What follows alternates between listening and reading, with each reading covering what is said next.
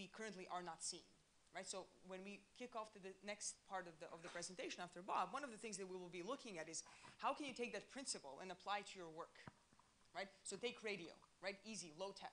There's so much noise there, but how do you make sense of it? How do you leverage technology to pick up patterns that you can use in your work? Right?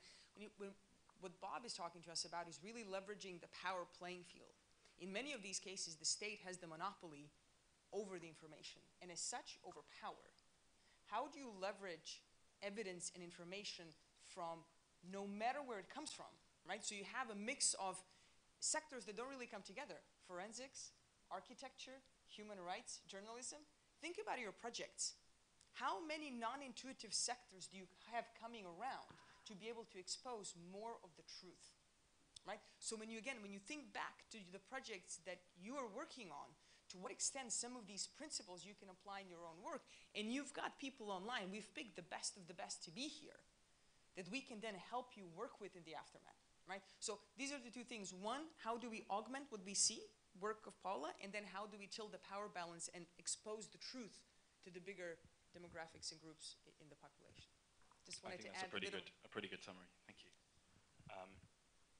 Yeah, I mean, the power balance is an interesting point, you know, that these new technologies and social media are breaking monopolies on information. I think that's important to note. And at the moment, we have a bewildering amount of information in the world and a really tragic lack of literacy. And what I want you to think about is building image literacy. And I hope the examples that I'm giving here show a little bit of what you can do when you begin to read images and begin to understand what's in an image, and also what you can do when you begin to work with on-the-ground community networks and begin to think of opposing state power, opposing monopolies of power and information through this kind of network-based truth practice. So I think we're ready to, yeah, can we have the second video there, please?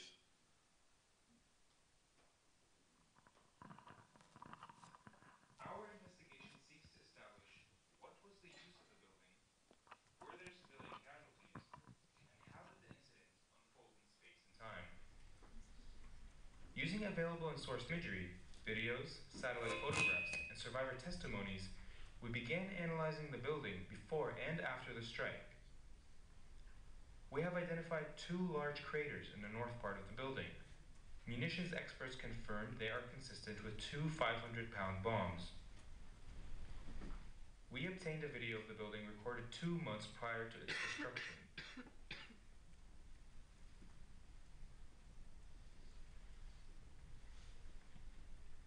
On the roof is the Adhan speaker, used for the call to prayer. A sign next to the entrance reads, Sayyidina Umar ibn al-Khattab Mosque. We asked a local photographer to document the interior after the strike. The mosque's entrance sign is still by the door.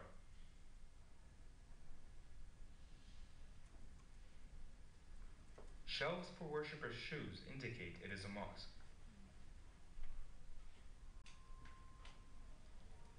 As do the rugs in the mihrab, where the imam leads the prayer, which clearly indicate that contrary to US statements, the building is a large and functioning mosque.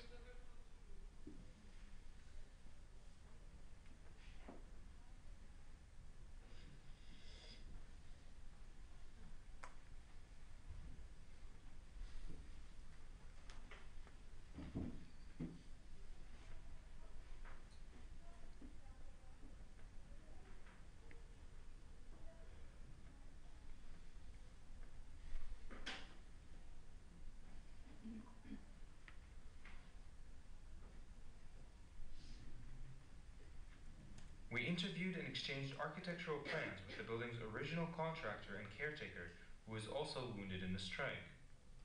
The upper floor, he said, contained the imam's flat. His wife was at home and was killed in the strike. The ground floor contained the main prayer hall and the south, as well as the ritual washing room, the toilets, the kitchen, and the winter prayer hall in the north part. Okay, so that's just a short clip from an investigation which ultimately led to various retractions and apologies from the US military and actually condemnation from the UN. So well done, you guys. And I think what you can see there is that we've managed to bring together a wealth of people on the ground to confront what would otherwise have been an accepted truth in a 3-line press release. And when you see that, I mean, I don't know if it does you, but it really makes me think about any time I've heard that there's been a strike over Syria or Iraq or Afghanistan in the last 15 years.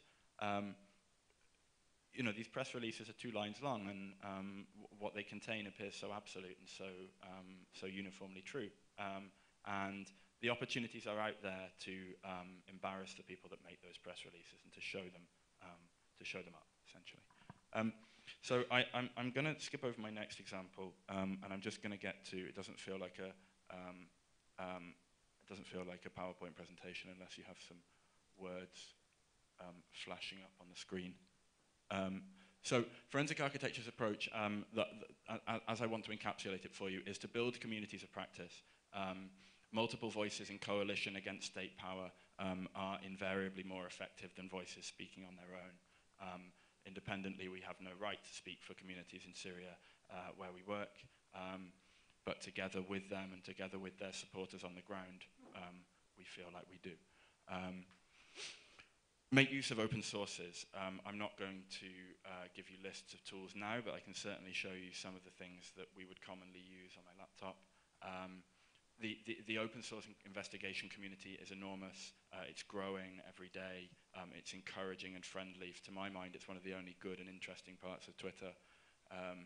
And it really does empower you in very simple ways. 2 hours learning basic open source techniques, and you will be so much more able to engage with the image material that exists out there, which at the moment is confounding a great deal of us.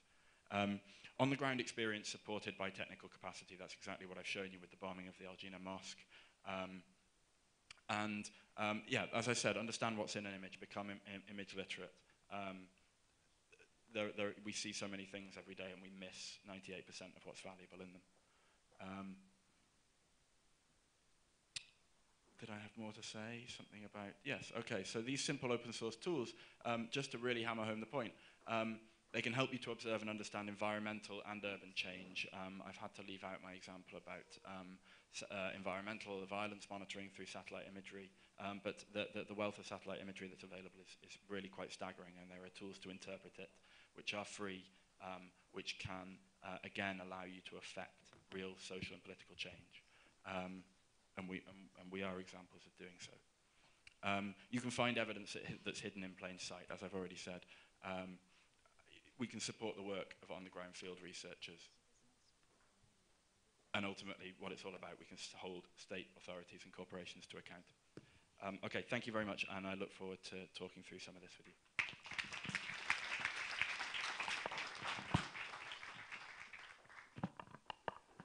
Thanks ever so much. That was fantastic. We do want to get into the discussions at the tables, but before we do that, maybe 5-10 minutes if there are any specific questions that come out of Bob's presentation and or from Paola's earlier on. So we've got 3 over here. But take the lady in green first, because you're closest to her, and then we'll come over here. Maybe this is a bit more to Paula's presentation on big data. We saw in the US in 2016 how people who want to create new narratives will infiltrate social media and other sources of big data. How can we in our programming ensure that we are not doing harm? That our analysis of the big data is not the narrative that some groups want us to promote. Thank you. And then this gentleman here, please. Great, thanks. Martin Gromatic of Hill Innovating Justice. I have a question to Bob. It's absolutely fascinating, but you're 20 people, right? And you have limited capacity, and there are so many injustices in this world. My question is, what is the scalability of your approach? Can we imagine someday people in Syria and Cameroon doing this thing on themselves?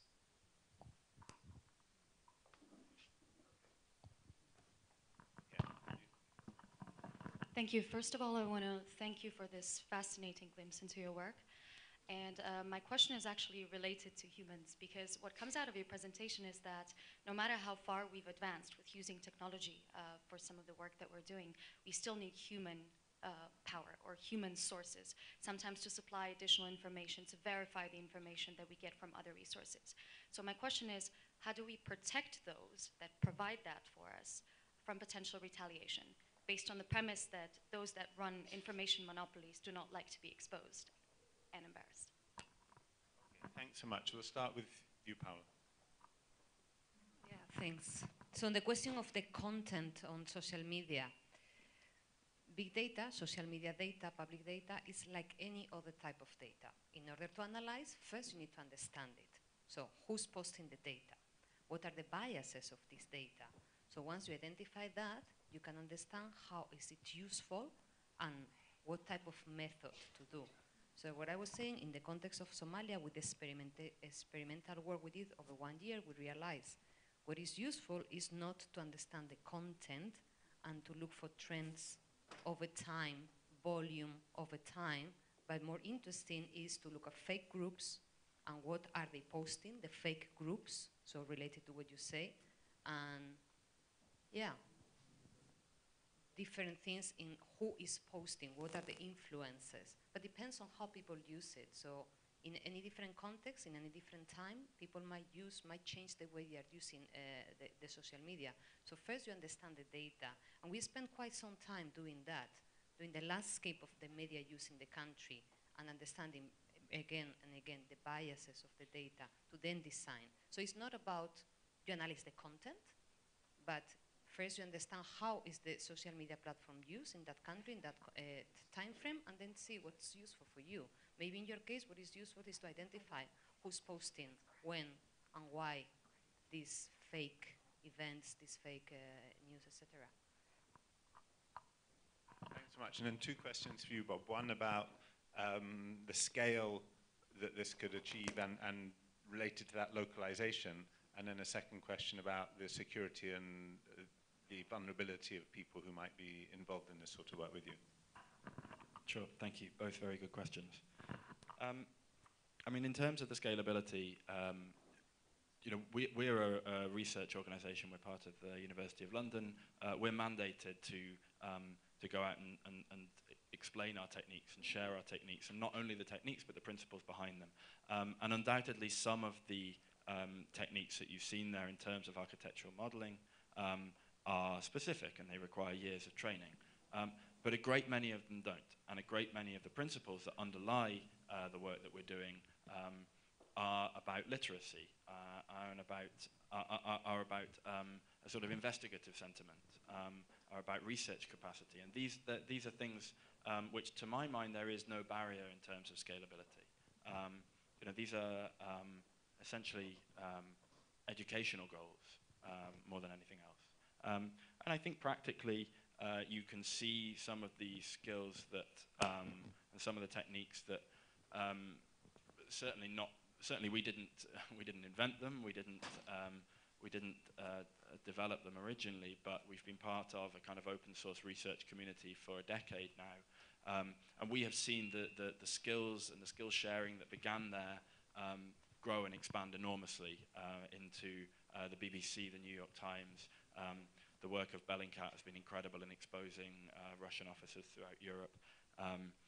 And also in civil society elsewhere, you know, in Amnesty and Greenpeace have their own open source investigators now. There's no reason that this can't scale, I think. Yeah, and as it comes to the question of protection of human sources, again, it's a very good question, and it's one that we grapple with in almost every case, and certainly.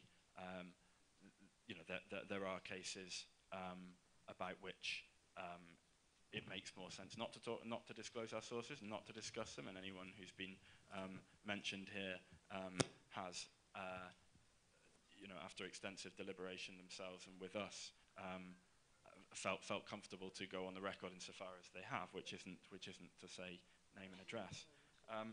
But I think also a really important part of what it means to be protected as a source is to know that you are not the only source of information. You're right, of course, that state powers and state monopolies don't like people to break them, but also there are certain practical rules by which those kind of monopolies and power structures operate. And if removing one person from the equation, shall we say, doesn't stop that information being in the public domain, then there is no value to doing that. And so part of this network-based verification, part of this practice of community building when it comes to truth is about protection, and is about saying that this information comes from multiple voices at once, and silencing one voice makes no difference. But that said, you know, we're very aware of our quite privileged position in university offices in London, and we do work with people in very exposed situations, and you're right to call us on that. Thank you. Thanks a lot. I think what we'll try and do now, and I'm in searching for Leila to help with this, is to give you some guidance on getting into the specific conversations around your tables, because I think you've been consuming a great deal of insight and information this morning so far, and I'm sure you're bursting to do some talking and discussing amongst yourselves. So Leila, if maybe you could outline the approach you'd like to be used now. I'm sorry. Obviously, I can't walk backwards. So, just before I do that, I thought I'd underline a few of the principles and mechanisms that we've been hearing here today. And I think just building off what Miller was saying and building off the discussion, I think there's quite a bit to be said about combining different disciplines. Can people not hear me? No? Okay. So there's quite a bit to be said around combining different disciplines, and I think we see that across the two examples that were, or across the speakers that were here, that we're discussing so far. Then I think there's something around building the capabilities, right? And building the capabilities not only to deliver on something, but actually having people own the process and be an active part of it. So going beyond, I would say, empowerment, though I'm not sure what the quick word for that would be. On truthfulness and the importance of it, especially in today's world, and how hard it is to actually get to it.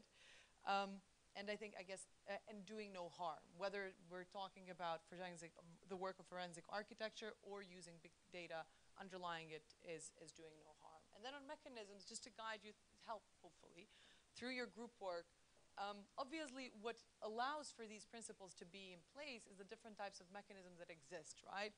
So the open journalism work, this enables the availability of information in open source format, accountability mechanisms where they exist, and then a possibility of horizon technologies, natural language processing, deployment of artificial intelligence, as well as maybe the most importantly, what is understanding the context where we operate. So whether that's horizon scanning, whether that's working with the people we need to be working with, but these are the things that allow us to do projects, ideas that actually make a real impact in the world. Now, so I'm gonna try to guide you through the process. There's a facilitator on every table, I believe. Can the facilitators raise a hand, just for me to make sure? There's one missing here. Robbie, you will come here. Yunji is there. Yes. There's, yes. Okay, we're good. I think only Robbie needs to move to this table. The first thing you need to do, because you've heard you're going to be called out, and I can tell you, I know the people who worked on this conference, you're definitely going to be called out. So the first thing you need to do is name the playbook and carry it with you throughout the event. This is like your little, everybody's, all of ours, learning journey. And because this is the first time that we're doing the zones of experiment, what we have to do a bit as well, for the next 2 minutes, well, I'll give 2 minutes more than what was planned, so you have a chance to do this, is fill in what your current objectives and aims and tools are, and what you're currently working on. So here it says, what tools and work streams do you currently have? It's simply a quick reflection on the type of work that you're already doing on the ground. What are the type of things that you're using? And what would you like to do after IID? What is the kind of impact that you would like to be created? Then we move into the exciting part, which is the zone of experiment, page 8. So you have the title, the host, the speakers. Be good if you note it down.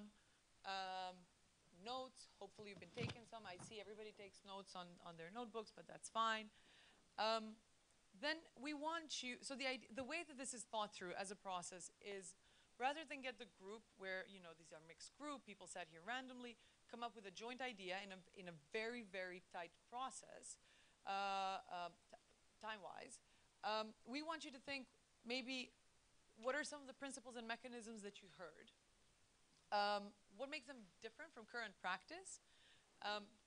Jot down a few notes, and then work on applying some of those and others in coming up with an idea. Now, this is a session that's on violence and on conflict and social cohesion.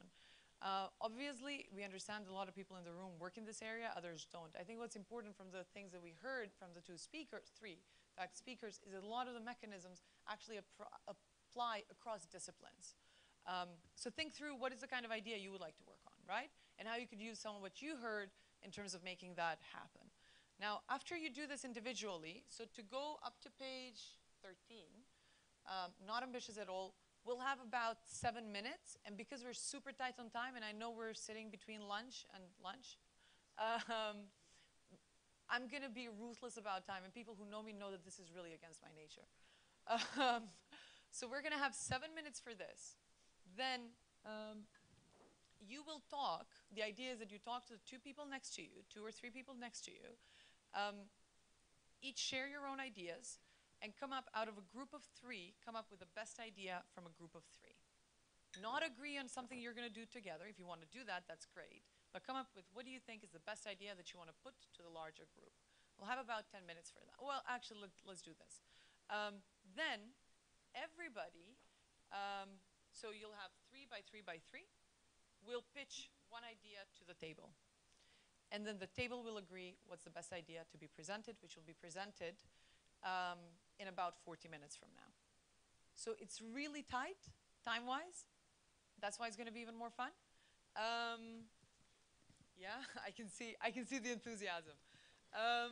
And then we're going to have about 2 minutes for each table to present their idea, and we'll have a quick reflection for about 5 minutes. Ideally, we are going to wrap up in an hour. And then we're going to leave for lunch, and we're not going to be too late for the next session. Is that good? And there's a facilitator in each of your tables. I'm going to be around, but everybody knows, you know, we're ready for this. The one thing I forgot to say is you have here maths. Now, this is, and in the maths and also in the playbook, there's a number of principles that are mentioned there, mechanisms. These are just to give a bit of a sense of like what could these are just examples, in other words. This is just an example to think, okay, what do we think when we're saying principles and mechanisms? But the point is that we reflect individually and then in groups what some of those principles and mechanisms are. The maths is basically where the group work happens, and it's just meant, again, it's just meant to guide the discussion and help with the process overall. So I won't talk for longer and just let you get on, and then I'm going to put on the timer. So 7 minutes for what did I say, personal reflection, half an hour for group work, and then 20 minutes reporting out, and then we're going to do 3 to 5 minutes for wrap up on time.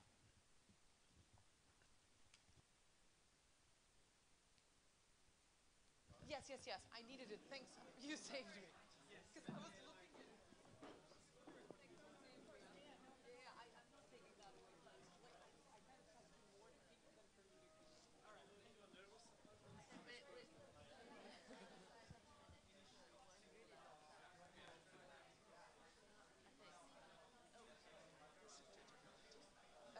I don't have it printed. I think I can give it to you. Do you have the? No, I don't have mine. I think Alex has some. Or I can give you my laptop. Do you have a laptop? No, it's there in my bag, but I can give you my laptop. okay, I remember it. So, do you have the facilitator's guide? Yes. All right. Float? Huh? Float? Yes, float around and Yes. I'm very sorry. Yes. You should have a link on your phone which should give the. Oh, really? It should be in Send your it? phone. Milgun and Mao, and you should say something co-facilitators. I can ask Mao to resend.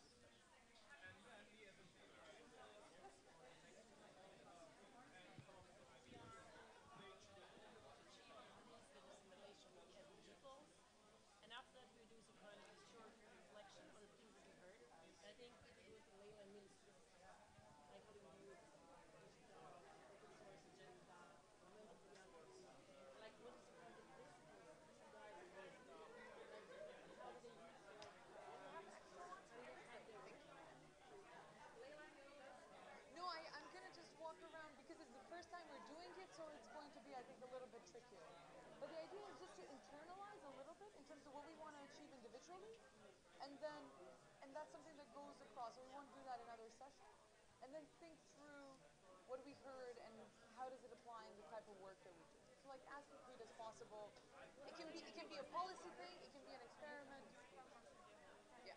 And then just fill in here whatever. No. It'll be 2 minutes, so we won't do that. This is just a guiding thing.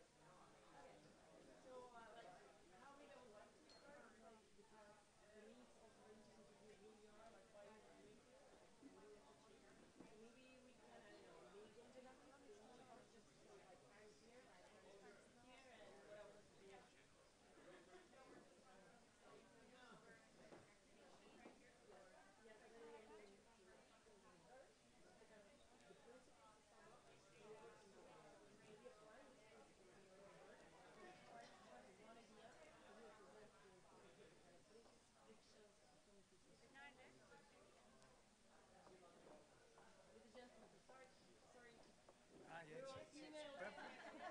a perfectly gender balanced table. Excellent. So my name is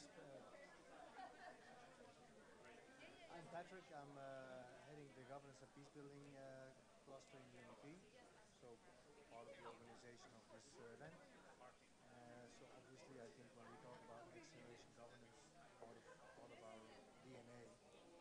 So that's why I'm here.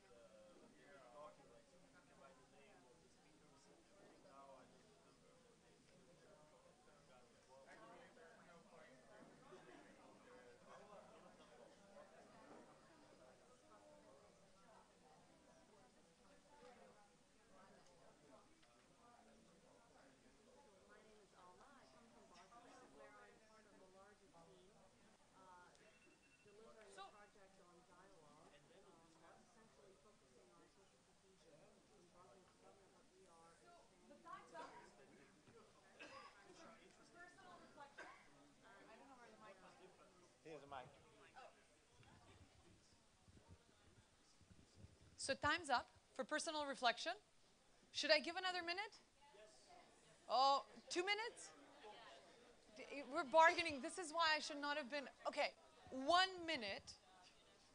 1 minute to finish up the personal reflection. All right? We're only being flexible because it's the first time.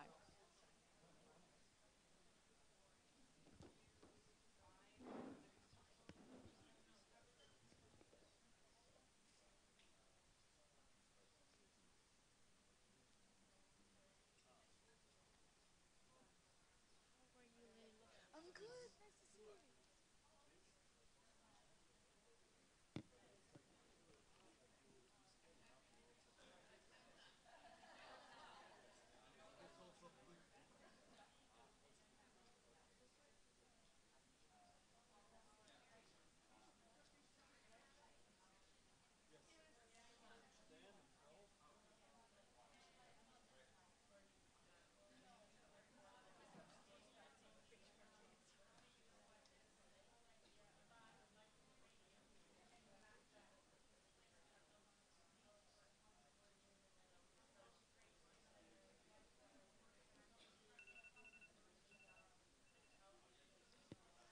All right.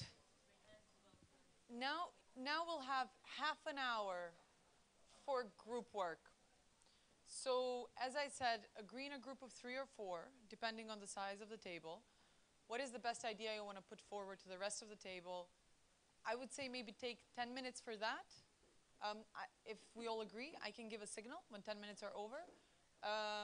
And then spend another maybe, or 15, and then let's agree on, and then agree on one idea you want to present at the end of the session. So at 2 o'clock. We're going to do the presentations at exactly 2 o'clock, half an hour. I'll give signals when it's like 15 minutes, 10 minutes. We're going to do this very precisely. All right?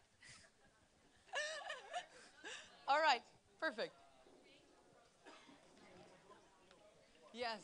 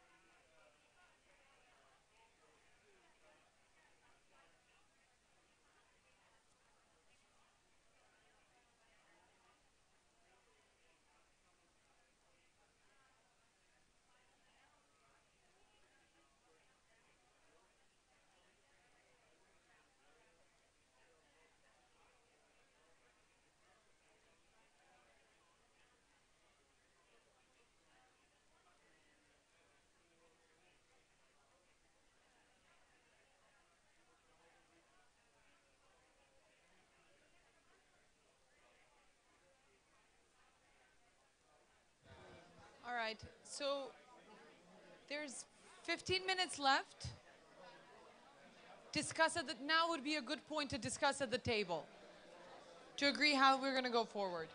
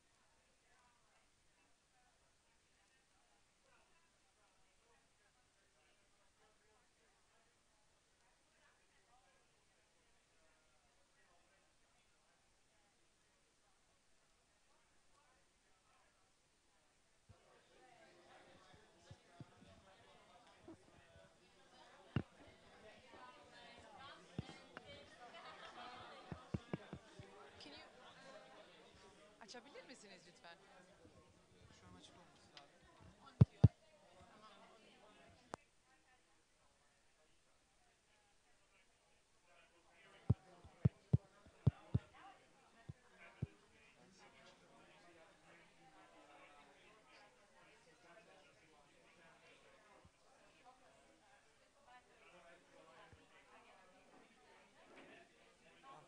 Hanımefendiye verirsem.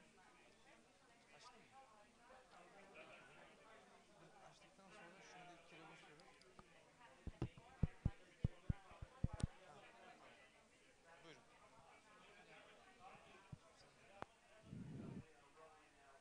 Buyurun. 5 more minutes.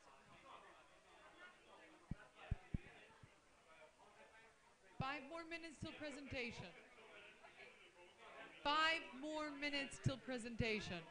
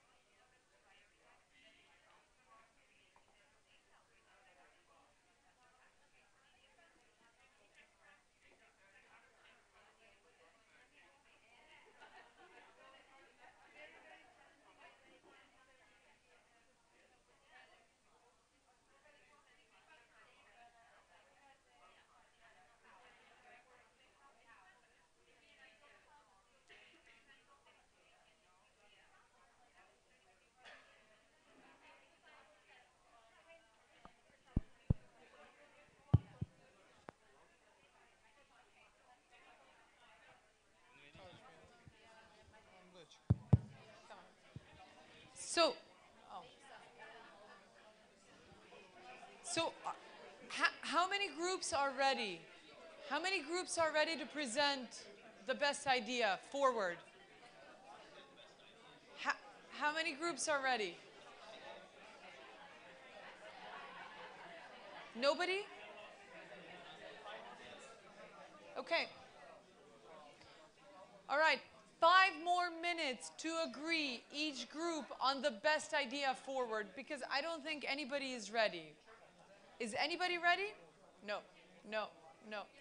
5 more minutes. Ruthless.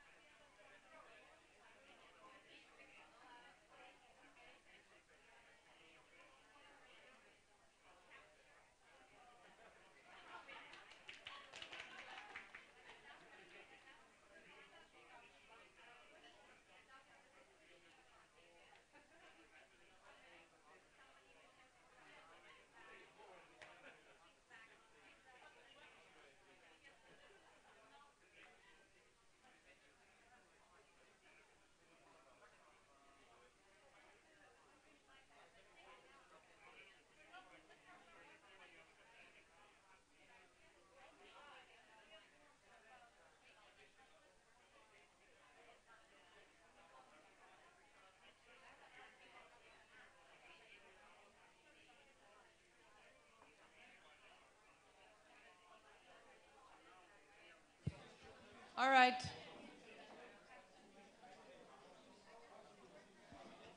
Nothing like organized and precise innovation. So,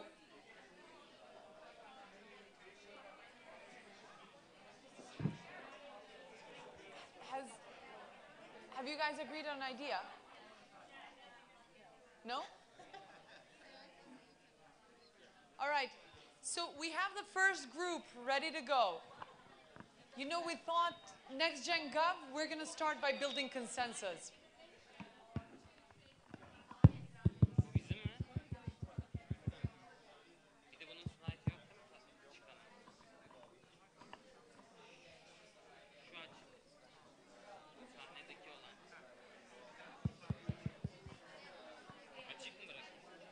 I mean, it's...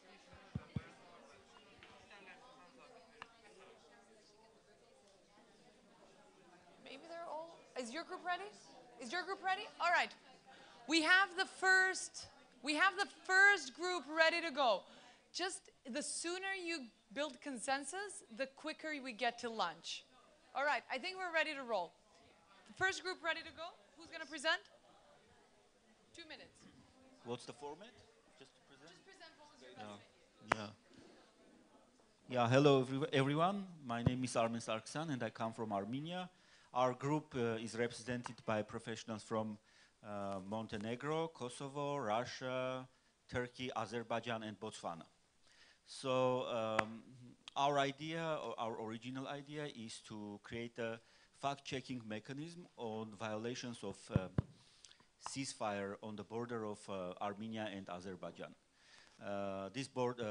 After the ceasefire in 1994, there is no peace, but there is a ceasefire, and there are a lot of violations on the border. And the original idea is to use modern technology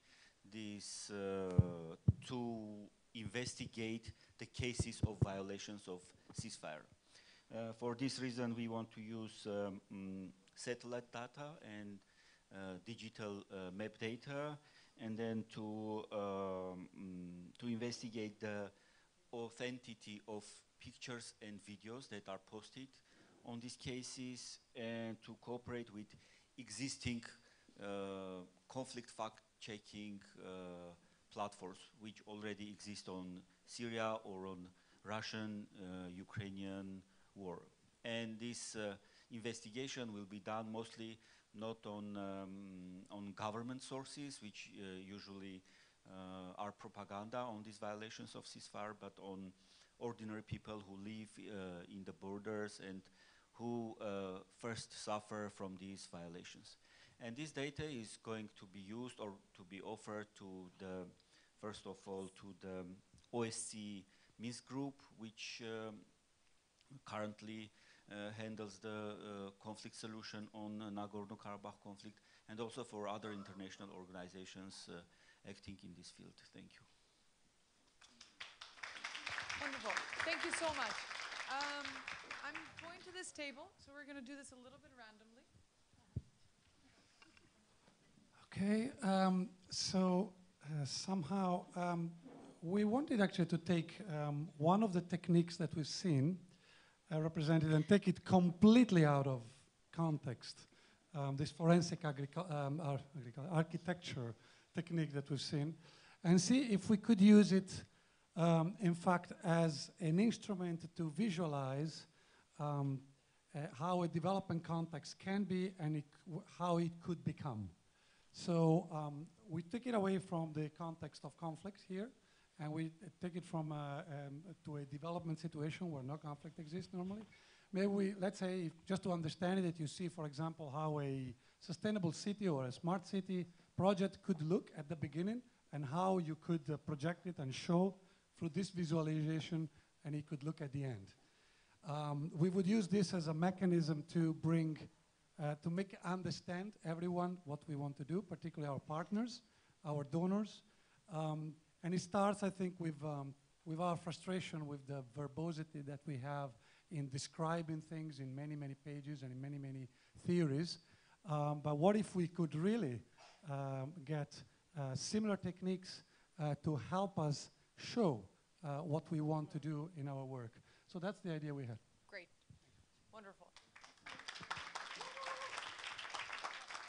I'm gonna go to this group. Who is presenting? Maybe just quickly your name. Yeah, I'm Georgi from UNDP Georgia.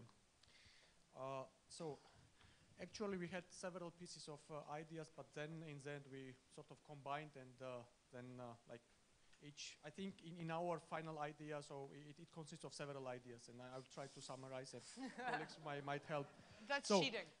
Usually our programmatic activities and programmatic interventions are evidence-based and needs-based. But then the question is how we define what is real evidence and what are the real needs. So instead of looking into conventional and traditional data and figures like reports of governments, reports of international organizations, or reports of experts who are coming for 3 months and then leaving, and then their conclusions are becoming like, like religious documents or whatever. So we thought maybe we look into those pieces of evidence and data from innovative angle, and to have a comprehensive approach and to look into the perceptions. And then we thought about the projects and project like micro-narratives to see what the people, themselves, and what those potential beneficiaries think, what are their needs and problems. And then we also came to the conclusion that sometimes the perceptions cannot be right. They may have a certain perception, but then fact can be the different. Yeah. Then we discussed this perception of security. So you might have one perception, but then real statistics can be different. So that's why we wanted to check the perceptions against real facts, statistics, and then plus we wanted to also to have multiple stakeholder engagement as well. So to horizontal and vertical, and then to have a say of all the layers from the society there, to use the platforms and also to have this, to have it more inclusive, approach here. So that's a bit like sort of the idea, which I think needs much more polishing. But again, so in 2 words, so to define evidence and need in a different way than the traditional definition. Great, yeah. Wonderful, wonderful. Who's presenting here?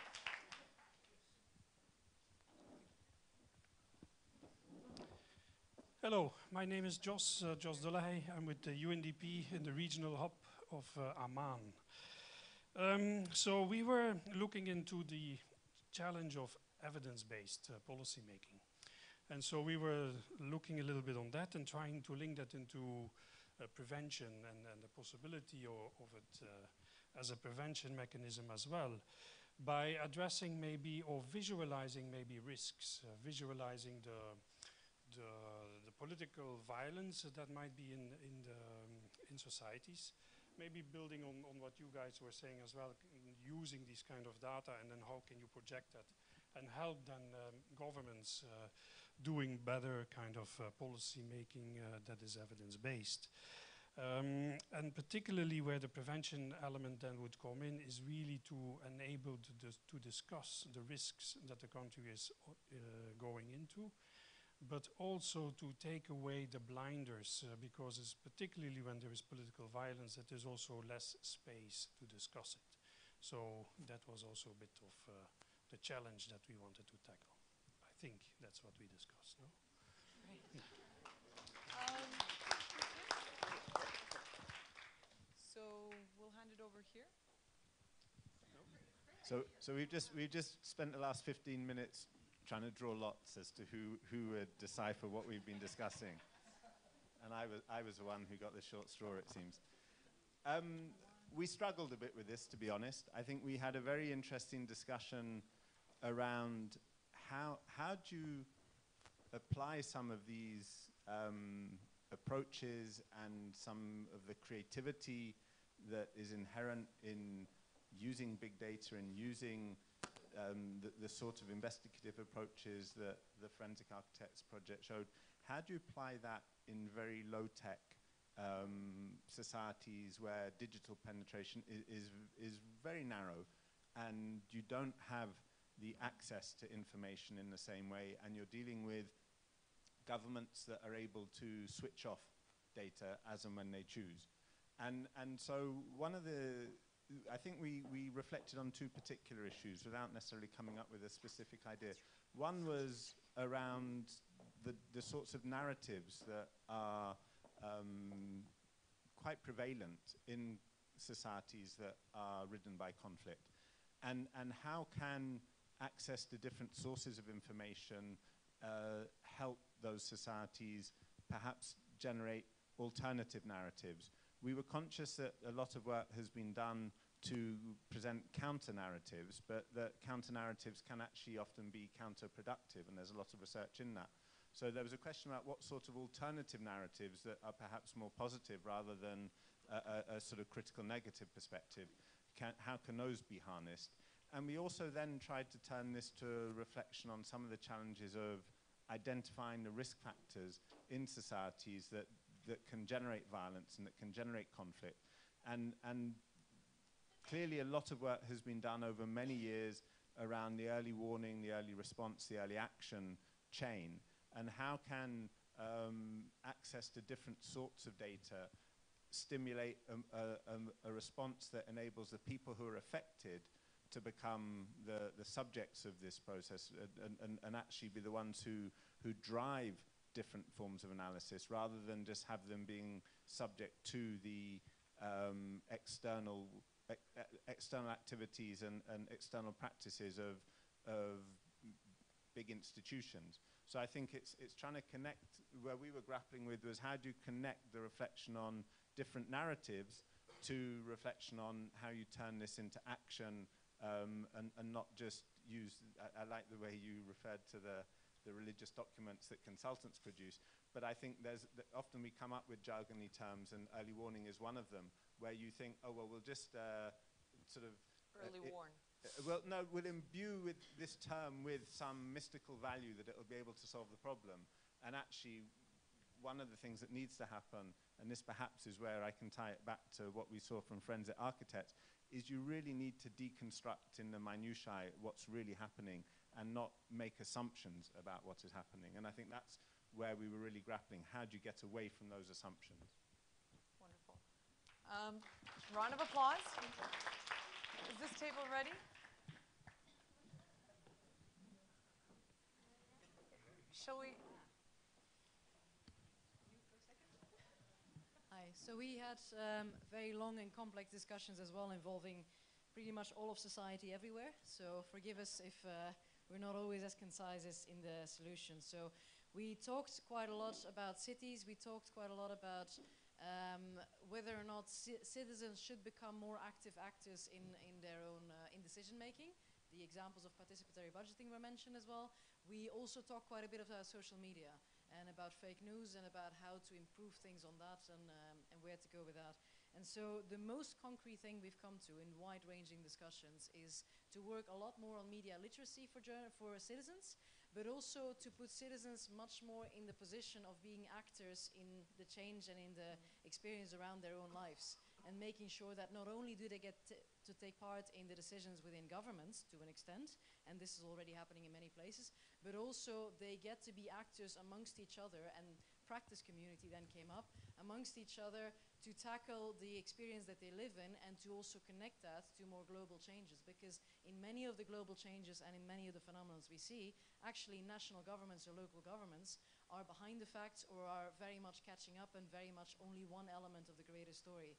So how do you, from immigration in Italy to violence in London or in Brussels to fake news, how do you make sure citizens become the practice community to take that somewhere and are truth makers rather than truth takers? And so hand over to for the second part now. Oh. You're cheating a little bit as well.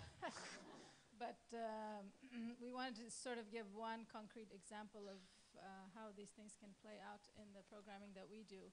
So the idea essentially is addressing issues of disconnect between individuals, the lack of dialogue between communities, among communities, the lack of discussion between public and their leaders, and politicians making decisions in sort of a vacuum or informed by small groups of lobbyists or elites.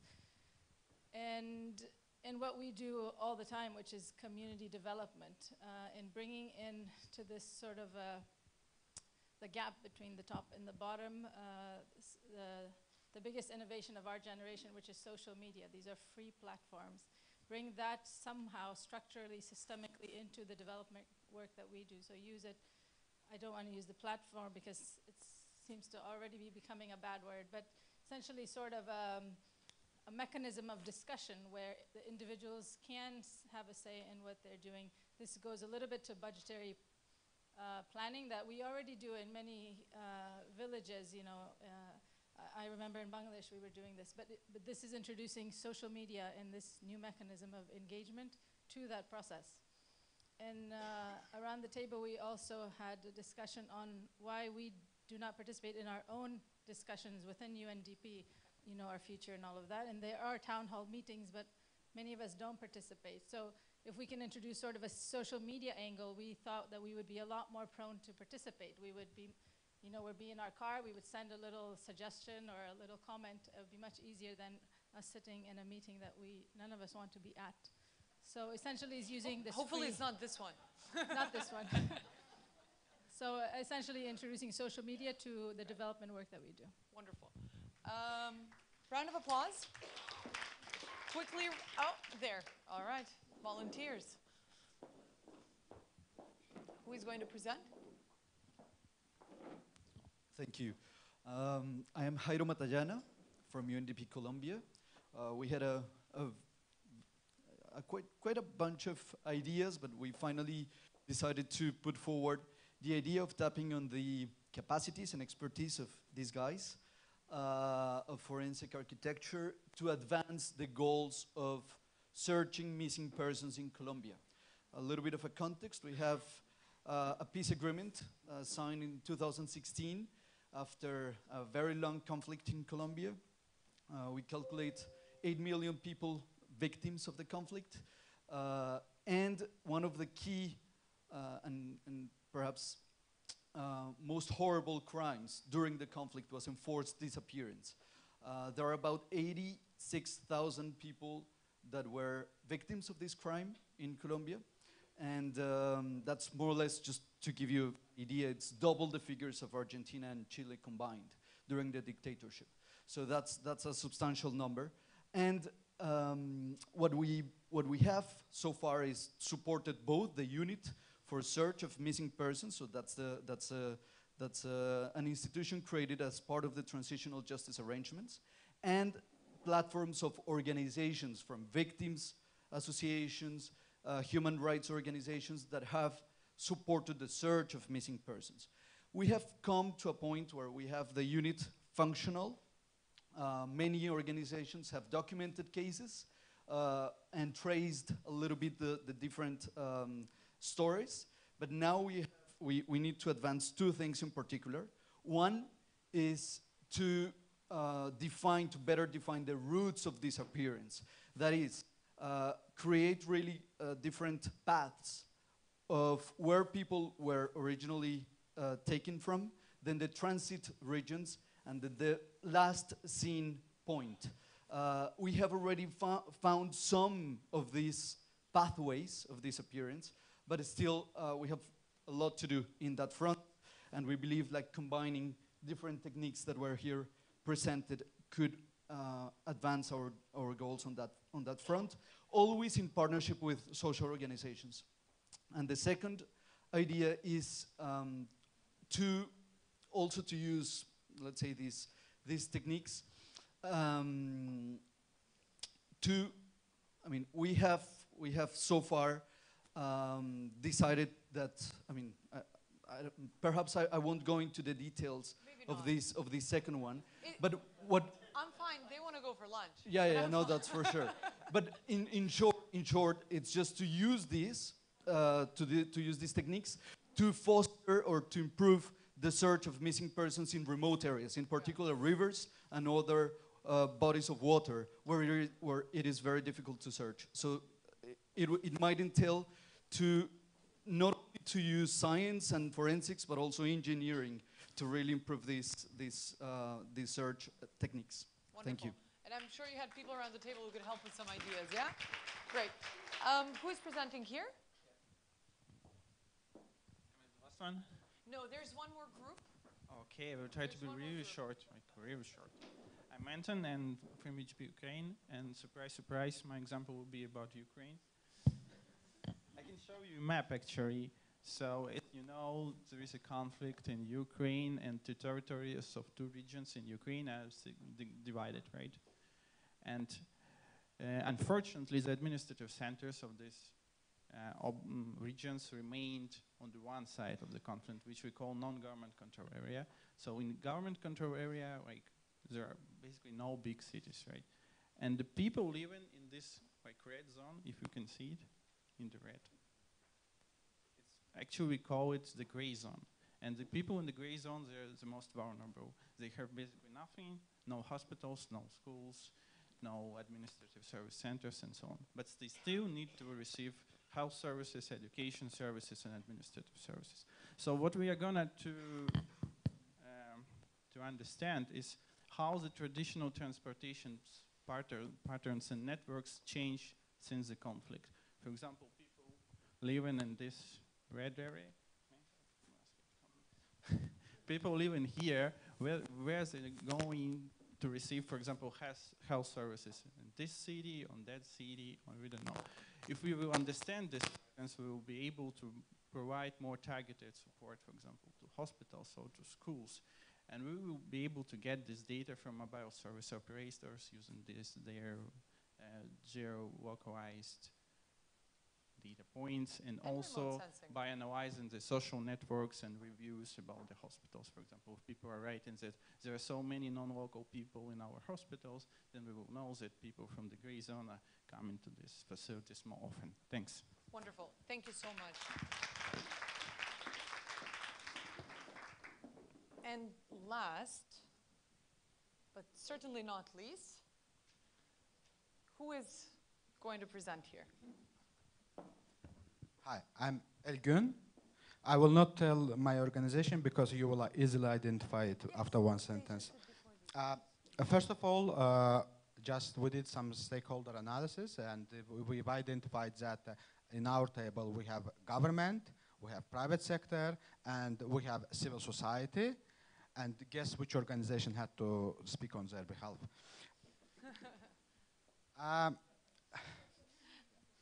So actually, we identified that actually what business needs to sell goods, to get money, what government is interested in stability, what people are interested in better life, and what unites all this? Social cohesion. So social cohesion is in the middle of our triangle. And then we came up with the question. We discussed the interesting presentations today and identified how we can link this big data. For instance, some of us are not experienced in working, to small data that we are some of us are quite, particularly older generation, are quite easy dealing with. Each of them have advantages and disadvantages because, yes, big data is somehow virtual reality, but it presents what is in reality, while small data is somehow more representative and easy to analyze. And then we identified that there should be some legitimacy in data. Particularly, it was a suggestion from the government side, definitely, that there should be some standards for data, and we need to identify how we can use this data collected for development needs. Then we actually came ideas that actually what we are discussing is co-designing, and it's already happening around the globe in different countries. But maybe there can be some co-data lab, which is somehow like a chain, global chain of such different co-designing laboratories existing in the world.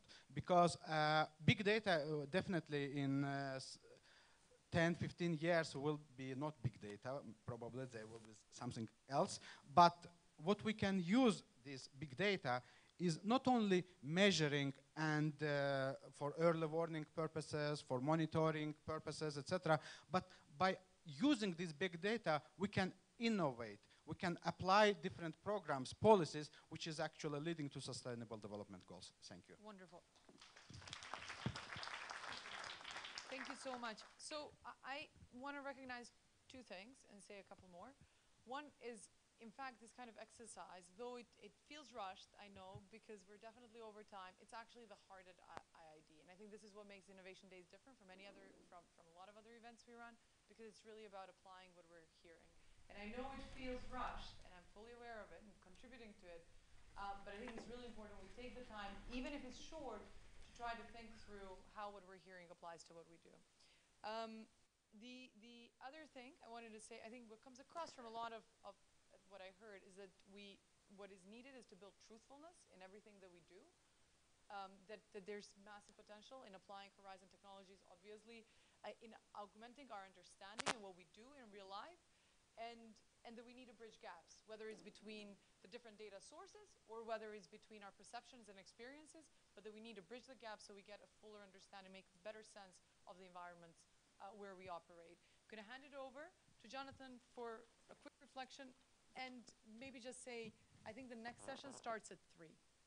Okay, so that's an extra stimulus for me to be quick. And I'm not going to try and summarize everything that's been said because I think it's been far too rich a discussion for that. But just 4 quick points. The first one is to reiterate what Leila said. I think that the nature of brainstorming like this, to use an old term, is that it generates a lot of issues. And I think we've covered quite a spectrum of issues at each table, from issues around citizen participation, social media, alternative narratives, questions around social service delivery, ceasefire monitoring, researching enforced displacement, enforced disappearances in conflict situations. So trying to apply some of the ideas that we heard outlined has given you avenues into an awful lot of different conversations. And I think one of the key dimensions of that, which was really important, I think, from the 2 presentations, was the importance of recognizing that you have to apply multiple sources of analysis to your problem solving if you're going to do things differently. And I think what we all recognize is that we do need to do things differently. But at the same time, we're trying to navigate a world of excess information. And I think that's something we're going to have to continuously grapple with. How do we process the information that's out there, but how do we use it to hold power to account? And that, to me, seems to be at the heart of good governance. And perhaps then to finish with an old-fashioned notion, which is that the process of holding power to account, the process of using the data that is at your fingertips, is that you need to be prepared to ask uncomfortable and unusual questions in your designing what it is that you're doing. And I think that is what equips you to do your work better. So I'd like to end by thanking Bob and Paola and Julie, who's long gone, but hopefully fast asleep on the other side of the world, for giving us such stimulating presentations. And I hope that what you saw will linger in your minds as you go off to have lunch. So thanks ever so much. Maybe just a logistical detail, we'll reconvene in the plenary shortly after lunch. Lunch will be served at the plenary, close to the plenary. I think people are hungry.